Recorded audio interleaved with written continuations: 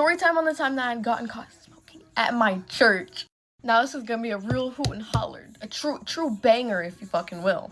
Okay, so we get into it. So I was like in 7th grade, and my church, and the people that I knew at my church, like we had like a little group, if you know what I mean. Like that's kind of how I got more into, like, I know this sounds like really wrong, but so basically I just had this little group of friends, and I had this one friend, we're gonna call her Bailey.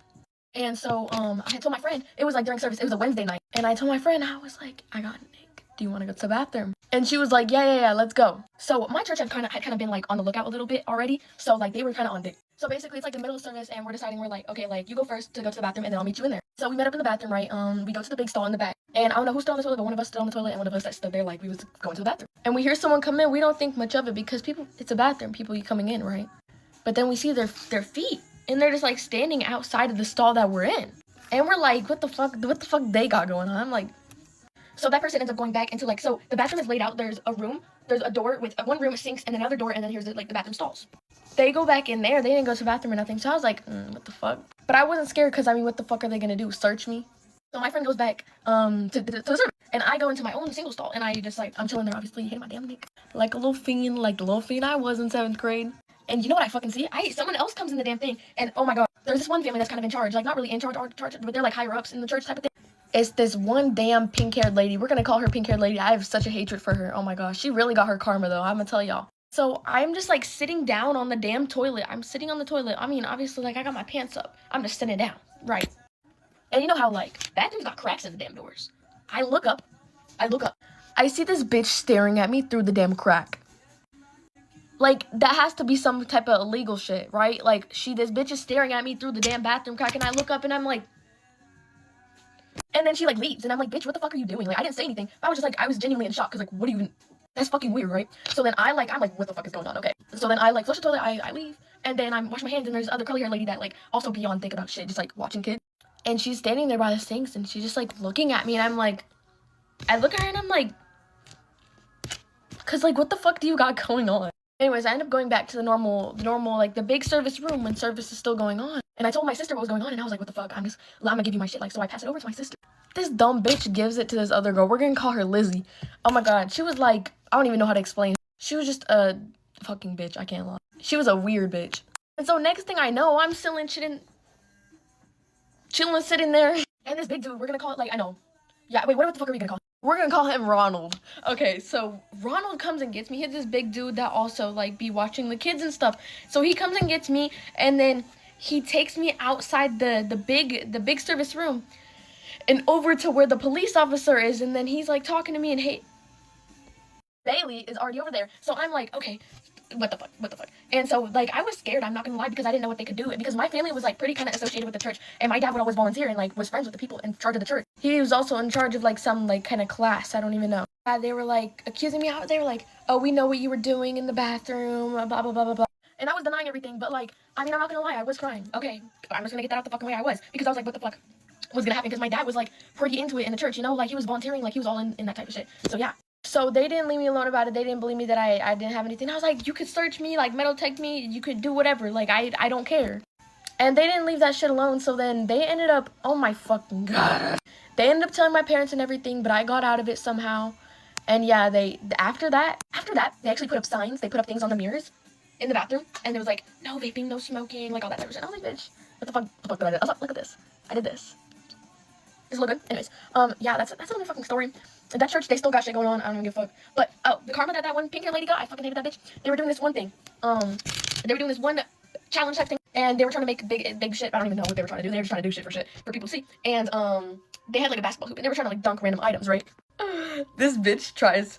They weren't even trying to dunk it. They just had to throw it. This bitch jumps on that little trampoline, dunks that shit, but holds on to the thing, and the whole basketball hoop fell on that bitch. When I tell you I was laughing my damn ass off, I mean I fucking was. I was like, God did that. God did.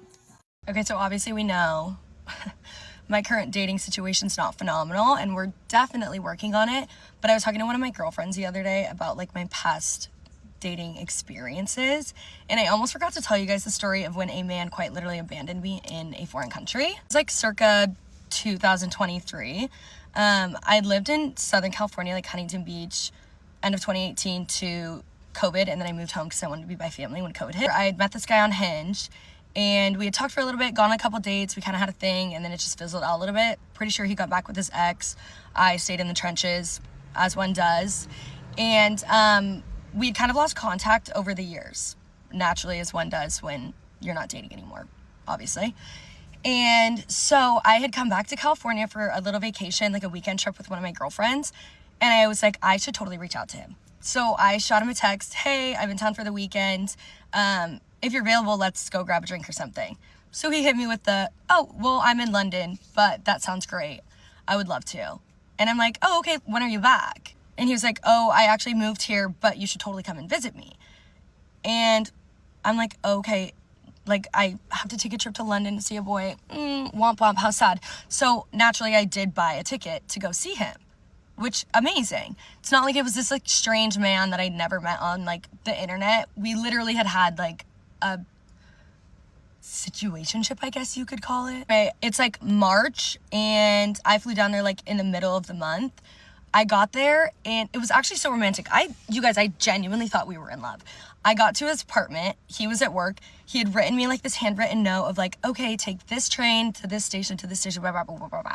I'll take you to get drinks. We're going to do dinner. We're going to walk around, sightsee, whatever. I was like, oh, my God.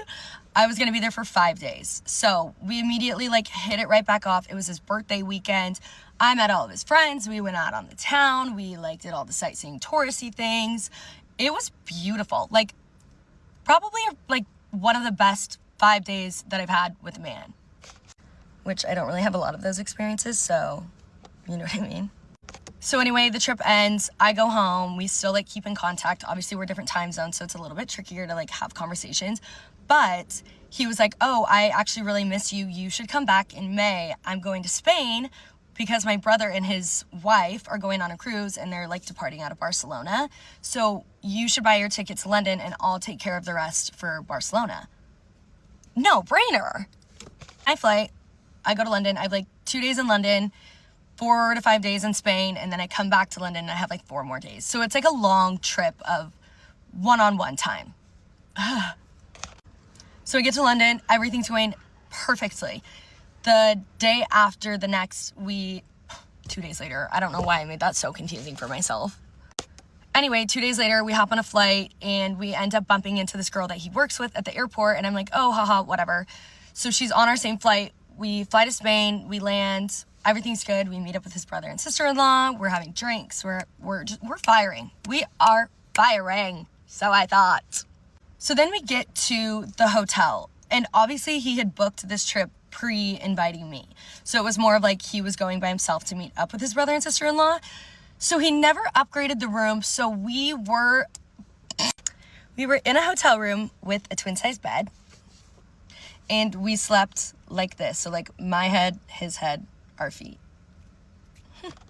So I was already kind of annoyed because I'm like, okay, like, you could have asked me to pitch in so that we could have a normal size bed, or like 2 beds at minimum. I don't know. Like, I don't want to sleep in a fucking twin size bed. What do you mean?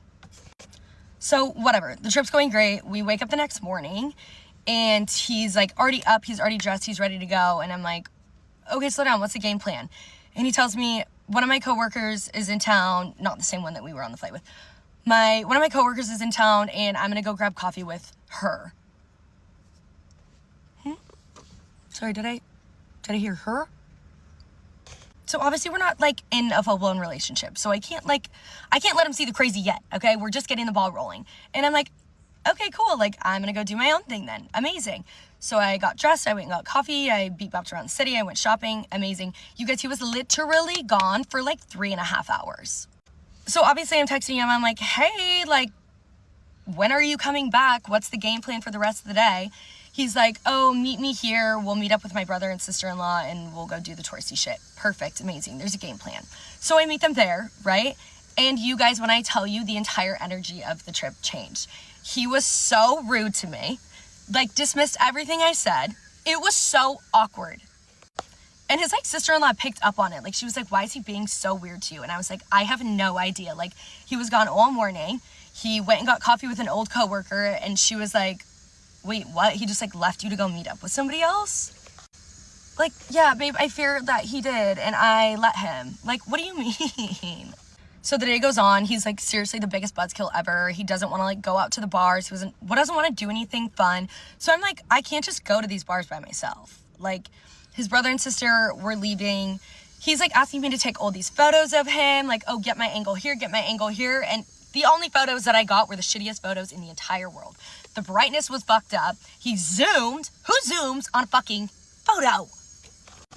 So after his brother and sister-in-law departed for their cruise, we had like woke up the next morning. He was like already on his way out, and I'm like, okay, like this is so weird. So I decided to just do my own thing. Halfway through the day, I get a text that says, hey, I think I'm gonna do the rest of this trip solo. I'll see you back on the flight. And it's like, you guys, this cannot be real life. You are telling me you invited me on this trip to spend time with me because you missed me, and now you're just leaving me alone in Spain. So naturally, I did what any sane person would do, and I called my mom crying while it's 4 o'clock in the morning there and mid-afternoon for me. I'm gonna kill myself. And my mom said, suck it the fuck up and go figure it out. So I did. I got my own hotel room. I made my own plans. I did all of these little like touristy things. I shopped till my heart almost fell out of my butt because I was so upset. The only cure was to obviously spend an excessive amount of money at Zara in Barcelona. So the day comes that we're supposed to leave. I hear nothing from him. So obviously I'm like on my own. I call my Uber to go to the airport because Lord knows I'm not going to try and figure out the public transit. Like, you guys, I can barely speak English, let alone figure out a different public transit in a different language. Like, let's not be silly. So we're not even sitting by each other on the plane. We like get on the plane, we deplane separately, like all of this stuff. 90% of my stuff is at his apartment. So obviously I took it upon myself to book my own hotel room in London because obviously there was like a disconnect between us, which is so fine. Just like, maybe you should have voiced that. So I go back to his apartment with him. I grab all my shit and he's like, oh, where are you going? Away from you? What do you mean? I ended up like hopping on Hinge in London. Sue me. I ended up meeting a ton of really cool people. We like went out to the bars. I was bebopping around. I did my own touristy things. I had people take pictures of me that were not in the fucking Zoom. Okay. So it ended up being okay. And then the last night that I was there, I got a text from him that was like, hey, you should come meet me and my friends at the pub to watch the soccer game, football, whatever they fucking call it. I don't care. And I literally was flabbergasted because what do you mean? You just left me in a foreign country. We came back and you acted as if you quite literally did not know me. And now you want me to meet you at the pub with your friends? No, babe, I'm going to the club with the people that I just met here that act like they care if I live or die. So anyway, that is the story of the man that left me high and dry in Europe. What matters is I survived, and what matters is at least I have a fun little story to go with it. And he's been blocked, and I've never spoken to him since. So, hope you enjoyed. I know I did. Story time on how I snuck a boy over and got caught 3 months later. So me and this boy had known each other since like kindergarten, but we only acknowledged each other's existence in like 8th grade. That's when we were like aware that we were people. And so back then I was dating his best friend. Mind you, this was an 8th grade relationship, so it was not that serious. It was not that deep, but it was pretty deep to his best friend. Okay, we're gonna call the guy Jake. Okay, the guy that I snuck over is Jake. His best friend is Steven. Okay, Steven. So Steven and I broke up. That's long gone in the past. We now do not speak. But I was aware that Steven and Jake were friends. And so I never thought anything of it. Okay, I'm now a junior. Jake is a sophomore. And he texts me, he follows me on TikTok and DMs me. And I was like, oh, like, how have you been? I don't think anything of it. Just answer him, oh, I've been good, how are you? Blah, blah, blah, blah, blah. He asked for my number. Again, I didn't think anything of it. He said, like, oh, like, my TikTok's glitching. Like, can I have your number? Because I can't really see your messages. I was like, sure, whatever. I give him my number. He texts me every now and then, and I never thought anything of it. I was just like, okay, he's just being nice. Like, and then I ask him, I'm like, are you still friends with Steven? He's like, no, I'm not. Like, I have not talked to this kid in so long. I was like, oh, okay. Okay. Because at first I was skeptical. I was like, what if Steven put Jake trying to talk to me to, like, make me a fool? And so, yeah, he's just texting me every now and then. We go to the same school but different districts. So he's like, oh, like, are you excited for school? I'm like, no, the freak. Okay, fast forward in October. Me and Steven have been friends for a while. We're cool. He confesses his feelings for me. I'm kind of like taken back. But again, Steven and Jake are not friends. So I'm like, you know what? Let's give it a try. We start talking. But I'm not allowed to date. My dad is a very strict man. And so I make that very clear. I'm like, so I'm not allowed to date. So we start exclusively talking. Basically, we're dating, but without. We tell people that we're dating, but we're not official. That same month in October, my parents go to Europe. Me being like, you only live once, like, might as well. I'm like, my parents are gone. Like, they're across the country. You should come over. So he's like, like, good idea. So the first time he snuck over, it was just to hang out. He only stayed for a couple hours. And it was fine. He left. Nobody got caught. My sister helped me. I was like, okay, perfect. A couple days later, he sneaks over again. But this time, he sleeps over. I'm low-key panicking because I'm like, I'm scared. I have cameras. I unplugged the camera, covered the Ring doorbell, and he came in. We're fine. Nobody gets caught. He leaves the next day. We're good. I'm a really bad overthinker, so I panic for the next month. Of like, oh my gosh, they're gonna find out. They come back.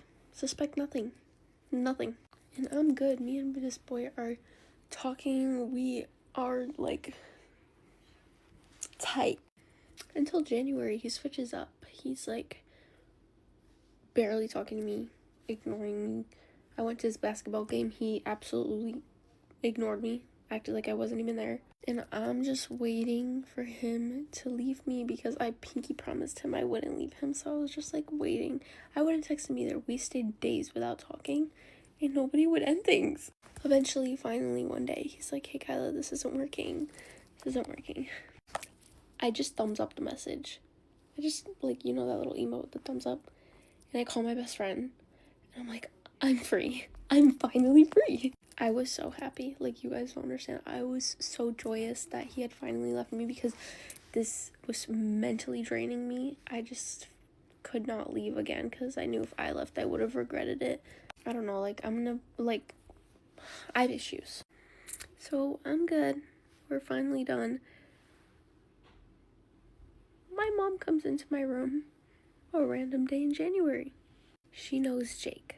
She knows who he is. She's met Jake. Kyla, did Jake sleep over? She says that. And she goes, do not lie to me. I know everything. My heart dropped to my toes. I told her, I was like, yeah, he did. There's more. She tells me, a girl from the church saw you in the parking lot macking out with him. A church girl. And told my mom. I was like, there's no way this is happening. There's no way. We already ended. I'm, like, struggling the consequences after me and this boy are not talking anymore. She threatens to sell my car. I had to give my phone in at like 8 p.m. I will not be sneaking a boy over ever again. It gets crazier. Fast forward a little bit. Guess who texts me? Steven texts me. He's like, you got with Jake? That's messed up. I'm like, what? He's like, Jake told me. I was like, he told me you guys weren't friends anymore. He's like, yeah, we are. We've been friends. Oh! Jake also told me that he stopped smoking and stuff, Steven is a plug. And Steven then tells me that Jake has been buying off him the entire time. So not only was he lying about being friends with Steven, but he also lied about stopping the smoking. So at this point, I'm like, oh my gosh, like, this man is a compulsive liar. I just let it be. Steven's kind of mad at me, even though we had a relationship in 8th grade. Steven's like, getting with my friends is messed up. Like, that's weird. Like, why are you mad at me? You should be mad at your friend. And then we both, like, bonded over how Steven was lying to Jake about me, and Jake was lying to me about Steven. So we were bonding, like, low-key, like, 8th grade reunion. Oh, but Steven blocked me because I refused to do things with him. Anyways, I thought it couldn't get worse. My ex-best friend from 7th grade, I'll call her, like, Anna. So apparently Jake and Anna were dating in 7th grade. But I was still friends with Anna in 7th grade. So I was, like, kind of suspicious. I was like, like, I would have known. Because she was my best friend. But at the same time, I was like, maybe she lied to me. Maybe they're not together. Me and my ex-best friend, actually, she texted me a couple weeks ago, and she was like, oh, like, how have you been, and we catch up. I then bring up the question, I'm like, did you date Jake in 7th grade, perchance? No, I never dated him. Is he telling people that? Yes, he is. And so then she's like, that is insane. Like, I've heard that before, that he's telling people that, but you just confirmed it for me that he's telling people that. I was like, can I find out any more lies? Oh, and Steven told me that Jake was most likely talking to other girls because he was talking about other girls to Steven while we were together. So yeah, that's my story time. I now don't talk to Steven. I don't talk to Jake. I still kind of talk to Anna. But yeah, it was a crazy time in my life. Yeah. Anyways, thanks for listening. Do y'all want to hear the story about the time I had a date with a child? Gather round! So this story is from back when I was on the dating apps, of course. I met this lovely man on Hinge, and I'm just gonna put him on full blast because I don't care. His name was Hunter, and he said he was 28. Well, he said his name was Hunter, and he said that he was 28, and he said that he was a firefighter in the local area. And he had, like, pictures of all this stuff. Like, it wasn't, like, you know, crazy suspicious off the bat or anything. And we matched, and he was immediately messaging me.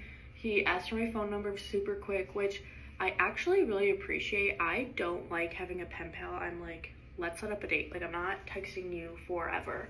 So we were texting for a couple days, and then he set up a date. He asked me to go mini golf and then go walk on the beach and, like, eat ice cream. It was like, I am not letting you pick me up, because he asked to pick me up, and I was like, no, I will meet you there. Now, I'm sure we all know about the Are We Dating the Same Guy pages for your local cities. I have never posted, never even thought about posting. I had been on dates with strangers, and I hadn't even looked people up on there. But before my date with Hunter, I just had this pit in my stomach. I don't know how to describe it, other than the fact that, like, I kept feeling like I was gonna have a panic attack. Like, I felt sick, and I was like, why am I this nervous? Like, I've been out with strangers. Like, why am I feeling this way? I was like, I had this weird, like, gut feeling. At the time, I didn't really know how the Are We Dating the Same Guy worked. I didn't know that you could search people on there. I just knew you could post. So that's what I did. Mind you, I'm fully ready for the date at this point. Like, I was supposed to meet him within, like, the next 30 minutes when I made the post. I felt weird about putting his picture, so I literally just posted on there, like, anonymously, and I was just like, hey, everybody, I have a date, and I just have a weird feeling, so I want to know if there's any tea. His name is Hunter, he's 28, and this is occupation. Within just a few minutes, I had multiple comments. I had people saying, DM me, I need to talk to you. I had people saying, he R-worded my friend. I had people saying he's bad news. I had a lady saying I worked with somebody that went out with him. He abused her and is crazy and all these things. So one of the girls that commented first was like saying, please message me. And so I messaged her, and she was basically asking like if I had his actual name, and I was like,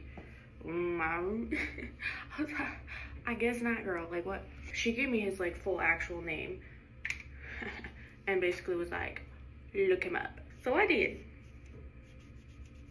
When I tell y'all, I almost threw up. This man had told me that he was from Virginia, and that's where he was living before, and that he moved here to be closer to his grandma or something. He was actually a very popular fitness influencer living in Texas, and he was charged with a 15-year-old at the age of 29. Now, you would think that would be it. No, there's more. You know those like Chris Hansen shows, like How to Catch a Predator, where people that have already been arrested for something like that, they like set them up to get caught again. So yeah, he had already been arrested for the 15-year-old, and it wasn't Chris Hansen. It was like an off-brand Chris Hansen. It was like just some guy that has a YouTube channel and was like passionate about doing this. He got his ass. Set him up and tricked him into thinking that he was texting with, I think it was a 13-year-old. The things that I saw that he sent this so-called child, he essentially moved from Texas to here because he lost his job, he served time, he lost his reputation there, because like I said, he was a famous like influencer in Texas. So he came to where I live to start over. So yeah, I obviously did not end up going on the date, but I think at the time it was just a good reminder in dating that you cannot trust anybody. You cannot just trust the things people say to you. You can't just believe the story they give you, and you need to be like an FBI agent. Story time about the time that my dad put out an Amber Alert for me. To preface this story, my parents are divorced, okay? That's very important here. So it's my sophomore year of high school. I'm sitting in study hall, my last class of the day, and my phone starts ringing off the hook. I look at my phone and it's my dad texting me having a literal heart attack because I put the ice cream scoop in the dishwasher instead of washing it by hand, and he claimed that it was ruined, okay? He's calling me stupid, he's calling me an idiot, he's calling me things that I can't say online, okay? And he's asking me if we need to put me in special ed classes because clearly I can't follow simple instruction. Crazy, he was crazy, okay? And mind you, my dad is already insane. I'm not having it at this point. I'm like, absolutely not. And my stepmom's out of town, so I'm just not dealing with him. So technically, it was his day for me to go to his house. And I was 15 sophomore year, so I couldn't drive. But I was saying to myself, I was like, I'm not going there if this is how you're gonna treat me. And I already know that you're mad, so I'm not going over there for you to just scream at me and like, I don't know what you're gonna do. He then proceeds to say, if you don't come home, I'm calling the cops. I was like, yeah, right, we're gonna call the cops, right? So I let my mom know of the situation, and I let my stepmom know, and I'm texting them, and I'm like, hey, listen, blah, blah, this is the situation, I'm not going over there, no one can make me, whatever. Like I said, I'm 15, I can't drive, so I text my best friend at the time, and I say, hey, G, I need you to take me after school, we need to go do something, this is what happened, and I refuse to go to his house. And she was like, yeah, okay. Last bell rings and I head out to my friend G's car. I was like, okay, let's go do something, whatever. So we decide, okay, we're gonna go get food. We pull up to our local Applebee's, and that is when my phone starts ringing off the hook yet again. My mom's texting me, my grandparents are texting me, my dad's texting me, my stepmom's texting me. I have no clue what's going on, I'm confused. And then proceed to find out my dad, when I didn't come home, called the cops, and the cops showed up at my mother's house because I thought I was there. And then the cops showed up to my dad's house to like get the description of me and everything and whatever, and an Amber Alert was set out. So I start tweaking because I'm like, hello, I'm fine. So I call my mom, whatever, she's talking to the police, my stepmom's in another country, she doesn't even know what's going on, and my dad is just borderline, like, I think he's gonna murder me. I'm bawling my eyes out in the middle of this Applebee's with my best friend, okay? We're trying to figure out a plan of action. We can't, okay? We don't know what to do. We're 15, 16 years old. We don't know what to do in this situation. So I'm talking to my mom and I'm talking to the cops on the phone. Like, I'm on the phone with my mom and the cops are there. The cops tell me, you know what, just go to your grandparents because it's a neutral location and we'll figure this out. And I was like, okay. So my best friend drives me to my grandparents and my dad shows up with the cops, all right? And I tell the police officers, listen, I'm terrified. I'm petrified of him, especially when he's mad at me. He was doing all this stuff today, and I showed them all the messages and they were like, oh. And they say to me, well, listen, technically he hasn't outwardly said he's gonna do anything to you, so you have to go. So one of the cops gives me his card and he's like, if you need anything or if anything happens, call me immediately. And I was like, okay, I will. My dad gets reprimanded by the cops because he put out a missing child alert and I wasn't missing, obviously. So then my dad tries to get into it with the cops because the cops are trying to tell him, listen, why don't we just let her stay here tonight? This will all blow over in the morning. He starts getting into it with them. He's cussing at them, screaming at them, yelling at them, and it's all on body cam. Eventually, I'm forced to go home with him, okay? By the way, I get home, the ice cream scoop is completely fine. So then my mother, bless her soul, finds out that there was body cam footage of my dad being an absolute insane maniac to police officers, and she gets it. She thinks it's the funniest thing ever. The whole thing blows over, but I will literally never forget that day. One of the scariest days of my life. Genuinely thought I was gonna get murdered, but hey, makes for a good story, I guess. Last night I was on a date with a guy that I've been seeing for a few weeks, and we were at dinner and we had finished our meal and we were waiting on the check to be brought, and randomly I just had the thought, I was like, have you ever played the game What Are the Odds? And he had never played and he didn't know what it was. And if you don't know what the game What Are the Odds are, it's basically like you give someone a scenario and say like, what are the odds that you go up to this person and give them a high five? Like, that's a dumb example, but like, what are the odds that you do that? And like, depending on how much you do or don't want to do it is the scale that you give. So like, okay, go up to a person, give them a high five. Like, that's not bad. So you'd say 1 out of 10 are the odds. Or if it's something that like you really don't want to do, you'd say like 1 out of 100. Anyways, that's how you play the game. Well, hold on, there's more to it. And so when they give you your scale, you each think of a number between like the scale that they gave you, and once you both have your number, you count down and then you say your number, and if it's the same number, then they have to do it. Or if the number adds up to the highest on the scale, so like say it's 1 out of 10 and you both say 5, well 5 plus 5 equals 10, so like they have to do it. Or if you like both say 7, like they have to do it. Anyways, so I was like, oh my gosh, like let's play What Are the Odds? And so there was like a bottle of hot sauce on the table because we went to a Mexican restaurant, and I was like, okay, like what are the odds that you just like take a big old gulp of that hot sauce? And so we play the game. He doesn't have to take a gulp of the hot sauce. Boo, lame. He was like, okay, well, like, it's my turn. And I was like, okay. I was like, yeah, sure. Like, what's your prompt, y'all? This man goes, what are the odds?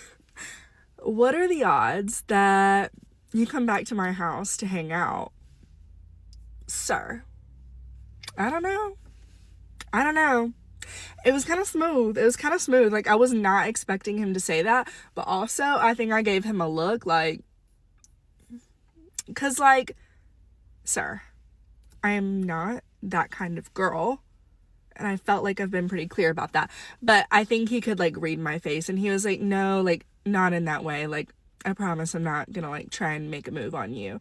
And I did end up going, which like, maybe not like the smartest thing I've ever done since like we've only been out on a handful of dates. But like before we left the restaurant to head to his house, I was like, listen, my friends know where I'm at and they all have my location. So just so you know that information, which like, I guess like if he was a killer and was going to kill me, like, I don't know, that probably wouldn't have stopped him. But, you know, I lived to tell the tale, and it was actually very wholesome. Like, he showed me his home gym and he showed me his tractor, and we played music trivia. So yeah, it was actually really good. But I was like, wait, that was really smooth. That was really smooth, sir. You got me. My ex cheated on me with 86 different women, and here's just some of the things that he did. When I was going through his phone after I found out, I found lots of pictures of me that I did not know existed or that he had. If you know what I mean, they weren't just normal pictures. He admitted to cheating on me 75% of the time, and that's an exact quote from him. He lied to me that he wanted kids and to get married, and, you know, we even talked about our wedding. Later, he admitted that he only said all of that stuff to get me to stay with him because he knew that having kids and getting married was important to me and something that I wanted. When I asked him why he cheated on me, he said it's because one of the girls in specific had a better face and a better body. He also said that maybe he cheated because I'm American, because I'm not blonde. He didn't prefer my style, and I didn't have a big enough. You can fill in the blank. He always said throughout our entire relationship that his favorite thing about me was my eyes. Then, of course, later he admitted that he actually dislikes my eyes. He told me that his exes were better at doing certain sexual things. He told me that I'm not his type in general. He admitted that he purposefully never posted me on his social medias because other girls were on there. He always claimed that it's like, no, I just never post. I believed him. I found out that he's been cheating on every single one of his girlfriends since he was 14 years old. They all have the exact same story, and a lot of them he cheated, like the past 3 girlfriends, he all cheated on all of us with like the same person. He told me that a big reason why he cheated is that I'm just not his type. One of the worst parts is so many girls knew about me and nobody told me. Like, and so many people knew that he was cheating on me and nobody told me. What happened to being a girl's girl? He paid for his ex's OnlyFans. We always split the bill. Valentine's Day last year, I spent over $1,000 to go visit him for like a plane ticket. And that same night, he was with another girl and told her that I did not exist, even though I had met her before.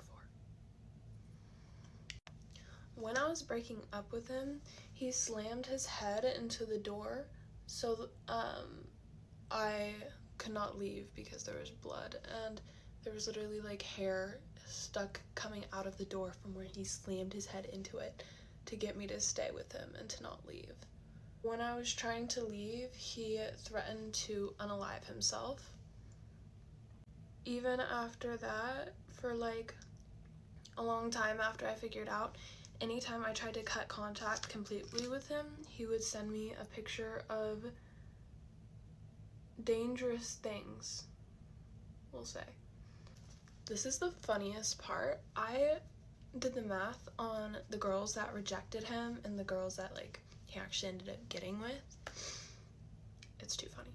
He has a 1.16% success rate.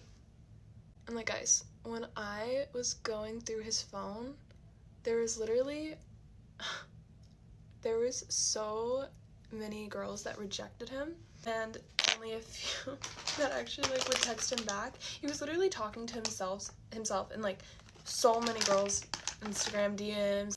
A few days before I once again spent a lot of money to go see him, he slept with somebody who is double our age. He said that if one girl in particular, let's name her Jonna, if Jonna didn't find out about me, he would have dated both of us. He texted pretty much every single one of his exes and tried to hook up with them while we were dating.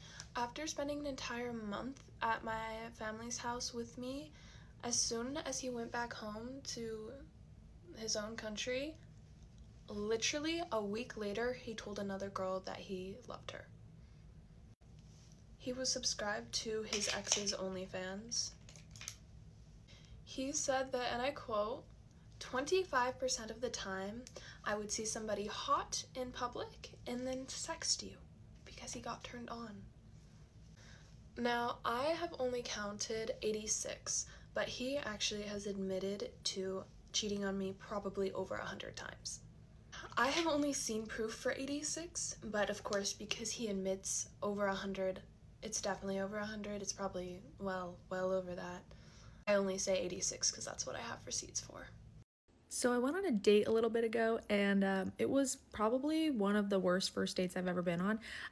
Yay! And I have actually told a story from this date before, but I did not tell you guys everything because I was scared. It was pretty soon after that I was like, yeah, I can't tell this whole story, but here we go. So I went on this date, right? We meet up at this bar. I show up to the bar. He definitely was already like 2 drinks in. And I was like, okay, period. Maybe he's nervous. That's fine. That's fine. I get a cider. Okay. I get 1 single drink.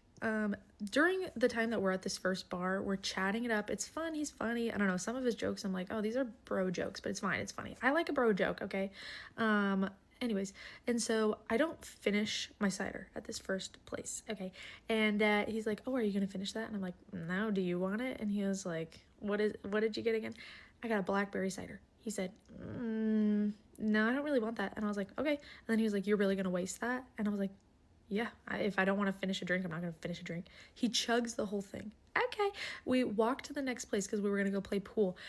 As we're walking there, he was like, what if we made out and I just threw up in your mouth? That's really funny. No, thank you. I said, have you ever seen Chainsaw Man? He said no. I said, okay, never mind. Anyways, we get to the next place. We're playing pool. By the way, I beat him all 3 times. Technically, one time I think I beat him like by default because I think he hit the 8 ball in. I don't remember. Anyways, I won. Anyways, while we're there, we're chatting it up, playing pool, right? I realized, oh, I'm the one asking him all the questions. He's not asking me a single thing about myself. Awesome, yay. And the things that I'm learning about him, I'm like, okay, yeah. During these things I'm finding out about him, I learned he's been in some bar fights. I went, that's not very attractive. I'm not really into angry men. I'm not really into violence. So, no, not really my thing. Anyways, we move on to the next bar. I see a friend that I haven't seen since elementary school. I went, oh my God, I think I know her. And he was like, what's her name? And I was like, her name is so-and-so. And he was like, call her over. And I was like, well, no, I like, if like she makes eye contact with me, I'll wave at her and like whatever. And he was like, no, like call out to her. And I was like, no. And he was like, well, if you don't, I will. And so he yells out her name. I yell it out at the same time because I'm a little bit competitive. And she didn't hear. Thank God. I did wave at her. I waved at her. She comes on over. She sits across from the booth because him and I are both sitting on the same side of the booth at this bar. She sits down. I'm like, oh my gosh, I love you, blah, blah, blah, blah. Chatting, you know, catching up. I make a joke. I'm like, oh yeah, I don't really know this man. She was concerned for me. She went, oh, are you okay? Like, do you need help? And I was like, no, I'm just kidding. Yeah, no, this is, we're on a first date, yeah. And then she gets up, walks away. I'm like, oh, bye. Anyways, so when we were playing pool, there was a little joke that I made. I had a bunch of quarters. I love a bit. I had a bunch of quarters. And so when we were playing pool, we made a joke like, oh, we should go make a wish in a fountain. And he was like, is there a fountain nearby that we should go to and make a wish? And I was like, yeah, there actually is. It's like a 15-minute walk though. Do you want to go? And he was like, yeah, sure. So we're walking to this fountain. At that point, I was not into him anymore. He was scary. But being a silly gal that I am, I decided, yeah, let's go to the fountain. And so we go to the fountain. And as we're walking there, we walk by the police. And he stops in his tracks. There's like a cop car, right? He stops in his tracks. We have to walk by this cop car.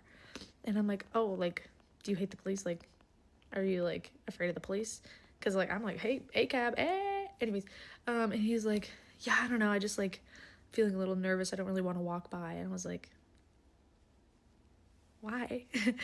Why don't you want to walk by the police? I was like, you have a warrant out for your arrest? And he was like, maybe. And I was like, perfect. Yeah, no, that's awesome. Cool. And so I was like, why would you have a warrant out for your arrest? And he was like, well, you know, I like might have some like parking tickets or whatever. And I was like, okay, like, I feel like you're lying, but that's fine. So I finally get him to walk by these freaking police. We get to the fountain, we make our little wish, whatever. And I was really dumb. Okay, I was really dumb. It was 10:30 at night, dark out. I know that like near the fountain, there's like a little lookout point over the town, over the little town we're in. And so I'm like, wait, we should go over here. Stupid idea. Why did I do that? So we were looking out over there, and I like bring back up the warrant thing. Probably shouldn't have done that, but it's fine. And I was like, so like, have you ever been arrested? Like, what's the vibe here? And he was like, well, like, I don't know, like I've had like warrants out for my arrest before. like evading the question. I was like, okay. And he was like, yeah, I had like 5 warrants out for my arrest in like this one state, and yeah, they just like got me before the statutes of limitations were up. So I was like, oh, so you have been to jail. So you have been to jail, yeah? And he was like, yeah, but like whatever. And I was like, how long were you in jail for? And he like wouldn't answer the question. He's like, oh, like 3 months. And I was like, cool, awesome, super cool. And so I was like, okay, I think it's time to head back to our cars. I was like, I think it's time to go. I was uncomfortable. We're walking back, and he like, I'm so stupid. We were walking past this like alley, and there was this like little stairway, and he was like, oh, let's go check out this stairway. And I was like, no. But he's like, no, it'll be cool, it'll be cool. So like I'm walking like 10 feet behind him because I'm a little bit nervous at this point. He goes to the stairs. I don't go up the stairs with him, and he comes back down, and like okay, I'm gonna put a little bit of a trigger warning. Nothing actually happened, do not worry, but it was a little bit scary. He grabs the back of my neck, and he's like pulling me in to kiss him, and I was like, I don't want to kiss. And then he like keeps pulling me in, and he's like, ha ha ha ha. And then he's like keeps pulling me in, and then I yell in his face, I'm like, I don't want to kiss you. And then he like lets go. He's like, my bad. And I was like, ooh. It was so awkward after that. So we walk back to the first bar that we met at, and we went our separate ways, and I never saw him again, thank God. He did DM me though. He wanted a picture of the garage clicker to my work.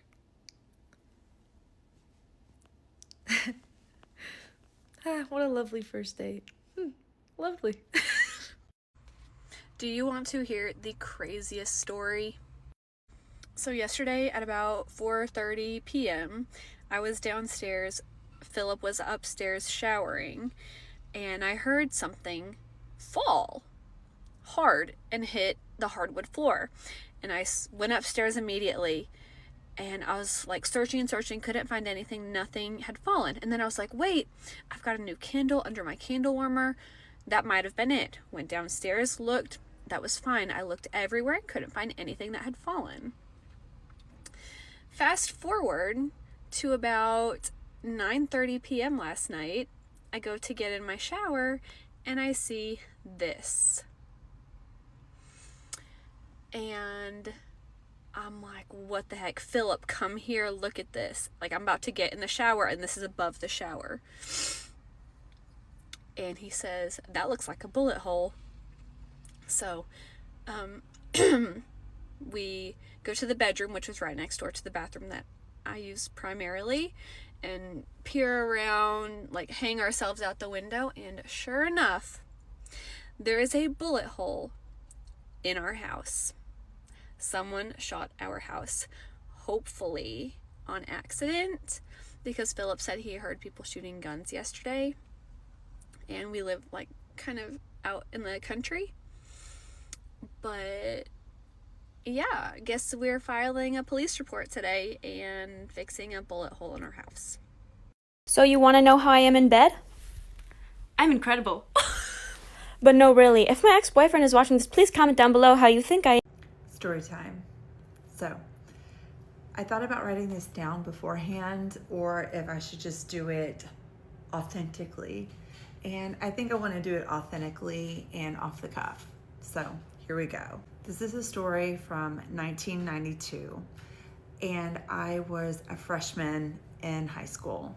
It was the end of my freshman year, and it was during track season. We had a track meet at a local school, and I was on the sprint relay team.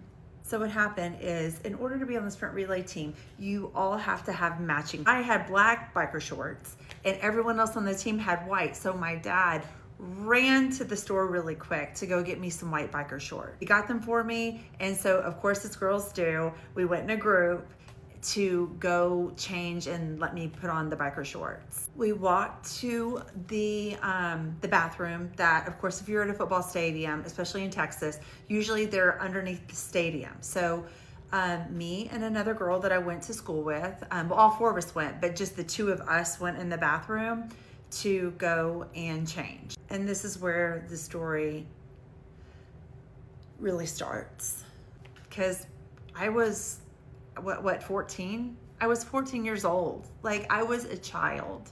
So here we go.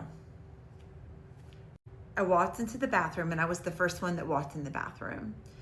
And there were only 3 stalls. It was a very small school, small bathroom, but I was the first one. And a little background on me, I am very much a type A. If you would ask anybody who knows me, if Summer can throw down, they would be like, that is one chick that I would rather not mess with if I didn't have to. But we go into the stall, and I'll just call the other person Susie, just for their privacy. So the other person that was with me, Susie, I'm in the lead, and there's 3 bathroom stalls.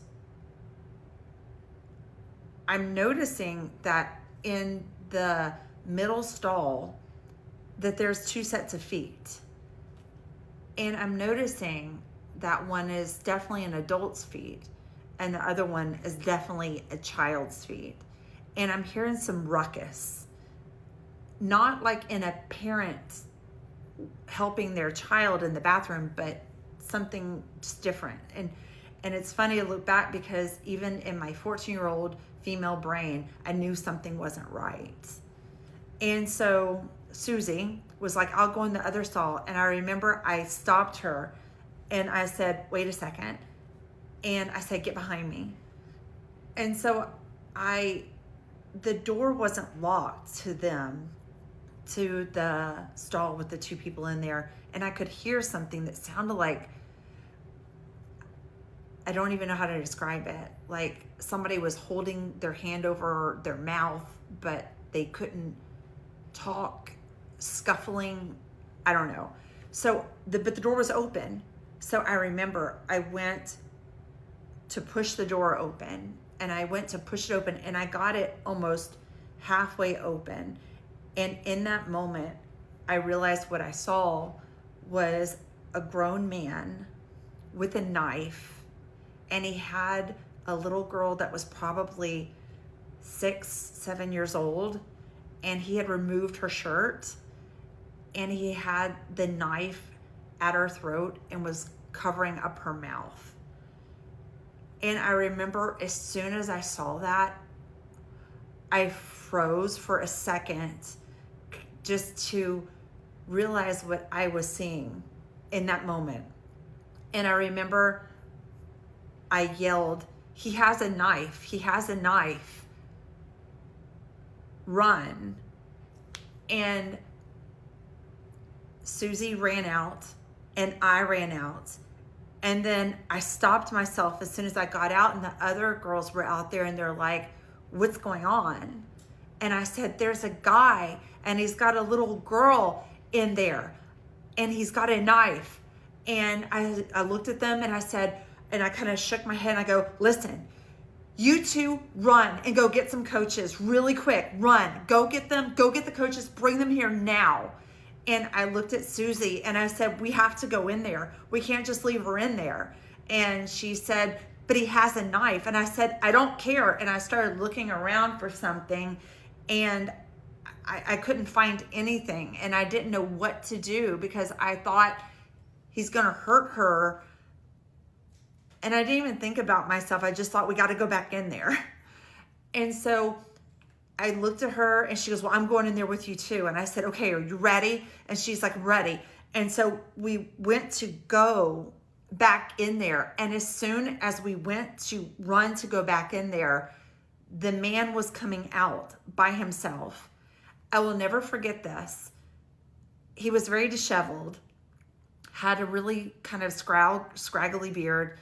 And I remember he was dipping up his pants and buttoning them back up.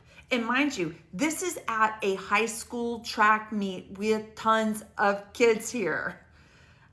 I remember he looked at me, because I was in the front. He looked at me, and while he was zipping up his pants, he said, it's just some stupid little girl in there screaming. I don't know what that's about. He goes, it's fine, it's fine. And he goes and he walks in front of us towards one of the exits. And so Susie and I look at each other, and I'm like, what do we do? What do we do? And he walked at first, but then he started kind of walking faster and faster. And as soon as he started walking and his walk started to increase, I mean, of course we were kind of like walking with him, a little bit behind him, but whenever he started walking faster, we started walking faster, and other kids were passing us by and they could notice that something was wrong. And by that time, they had made it to the coach's trailer. And I don't know what happened in that regard, but I'll let you know what happens in a second.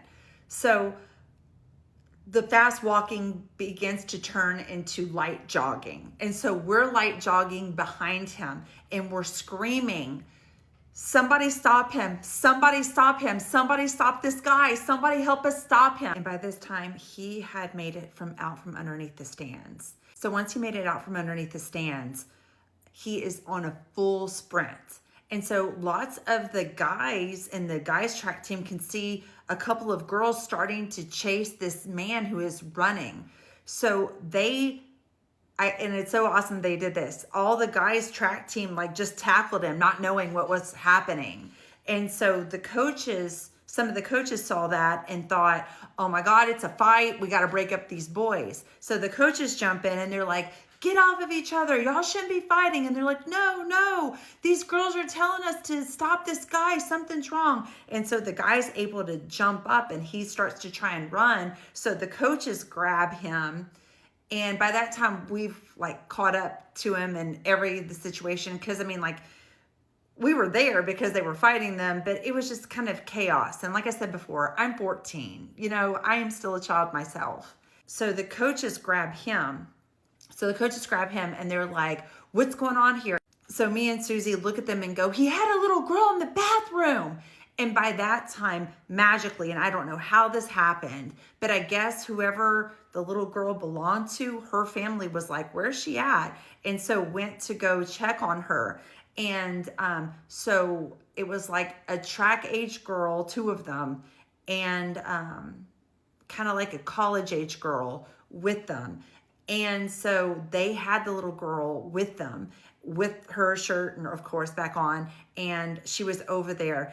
And so the girl that's with her is saying, is this the guy? Is this the guy? And she's like crying and she's shaking her head. And she's like, this guy tried to blank my little sister. And so the coaches are like, what?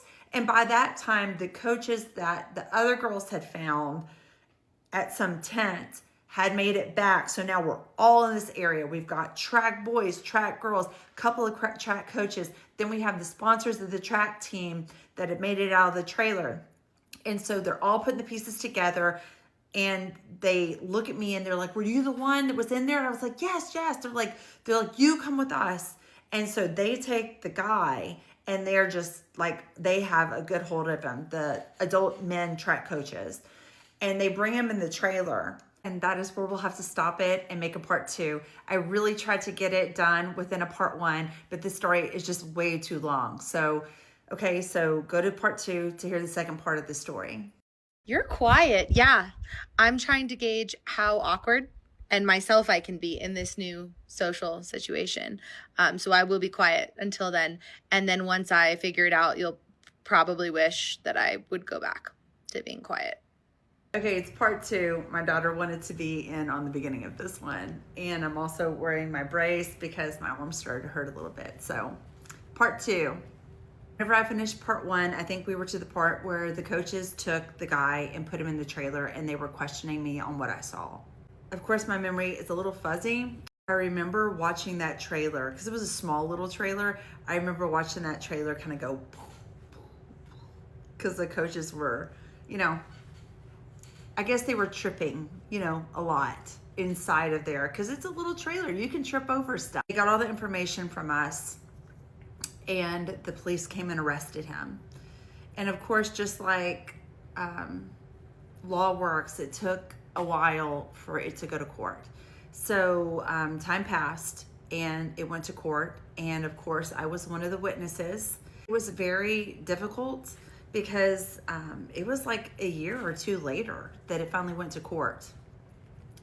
And the prosecutors didn't want us to look at any evidence or any pictures or anything to refresh our memories because they said that they didn't want the defense lawyer to say, things like, well, are you recognizing him because of the picture or because of your actual memory? So that was difficult because once again, I was 14 and of course, whenever they had him there, he looked completely different than what I remember because whenever I saw him, he kind of looked disheveled. He had this scraggly beard and he was wearing these, like, I don't think this in a derogatory term, but just to like explain, he kind of was like homeless looking almost. And of course he was like in a nice suit and he was all clean shaven and his hair was all, you know, nice. So it was, he did not look anything like how I remembered him looking. They made him look completely different. Long story short, it was a good result. Everybody went up on the stand. We all said what we saw and everything. And the little girl was there and it was so good to see her again. And I sometimes think about her and how she's doing or how much of that she remembers. But, you know, if we would have gotten there a little bit later, from my understanding, he wasn't able to really do anything to her really yet. You know, of course he did stuff, you know, but not really anything that was like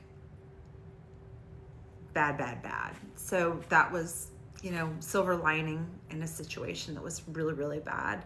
But I believe that the jury gave him 95 years or something crazy like that. And I think that I might look it up, the court case, and see what has happened with him, if he's still in prison or if he got paroled or what happened. But that is one of the crazy stories that happened to me whenever I was in high school. And my friends joke with me because I have so many stories like that have happened to me in my life.